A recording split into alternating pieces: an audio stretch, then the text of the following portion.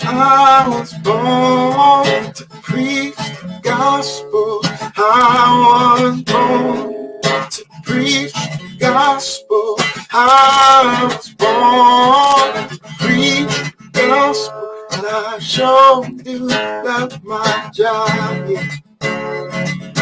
I was born to preach the gospel.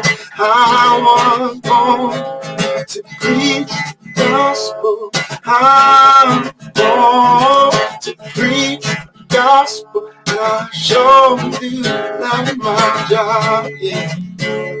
Yes, I really love my job. I'm a disciple that makes disciples that makes disciples. Oh, I'm a disciple that makes disciples that makes disciples. I'm a disciple that makes disciples that makes disciples. Yes, I'm a disciple that makes disciples that makes disciples. I'm a disciple that makes disciples that makes disciples. I'm a disciple that makes disciples that makes disciples. Get firmly rooted. So let's get firmly rooted. Let's get firmly rooted. So let's get firmly rooted.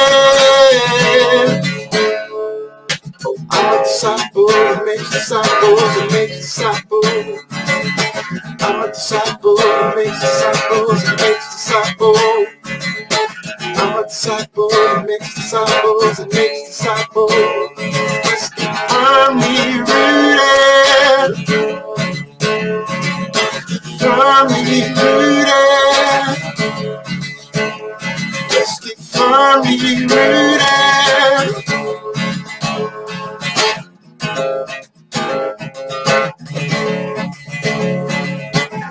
Yeshua, Yeshua, Yeshua, Yeshua, Yeshua, Yeshua. I'm a disciple that makes disciples that makes disciples. We're disciples that make disciples that make disciples. We are disciples that make disciples that make disciples. We are disciples that make disciples that make disciples. Let's get firmly rooted. Firmly rooted.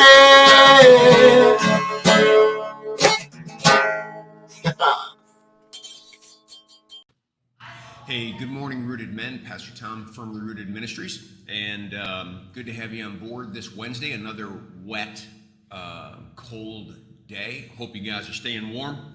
We're looking at 1 Peter chapter 4, and we're looking at verse 13. We did 12 yesterday. We're looking at 13 today, and so ready to do that. But first, let's say hi. Ken Gooch, there you are. Good morning. Chris Connolly. Good morning, as well as I see a couple others popping on. They haven't revealed themselves yet. The topic is suffering, and we talked about that a lot yesterday. I don't want to reiterate, except that we're told by Peter that we should not be surprised, that we're going to face it. We're going to face it because we're Christians. We're going to face it because we live in a broken, sinful world. Either way, we're going to face it. But that we should be prepared for it. In verse 13, just like Paul does, Peter says, rejoice, right? Remember Philippians 4:4, rejoice, and again I say rejoice. The guy's saying that from prison, Paul is, from prison. Well, Peter says that we should rejoice in the midst of our suffering. Why? Because we're participating in the suffering of Christ. That takes me to Isaiah 53. By his wounds we are healed. He took up our infirmities and carried our sorrows.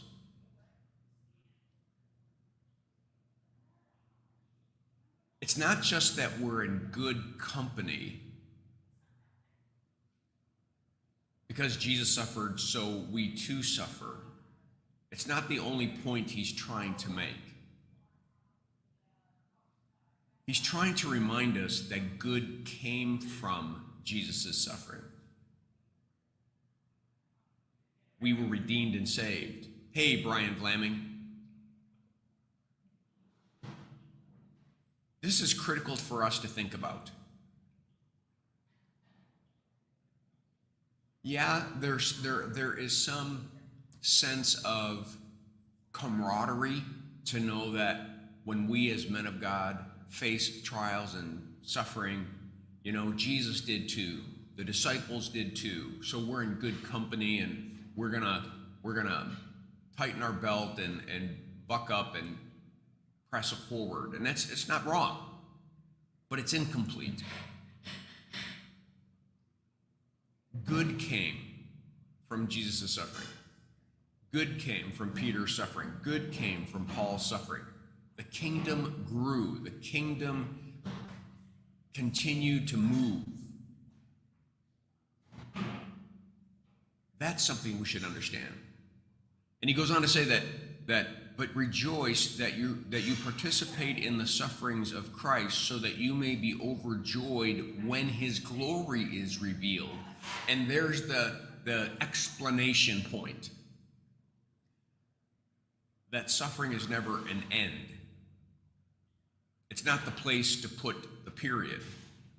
The period is, after you've suffered for a little while, the God of all grace, who called you to his eternal glory in Christ Jesus, will himself perfect, confirm, strengthen, and establish you.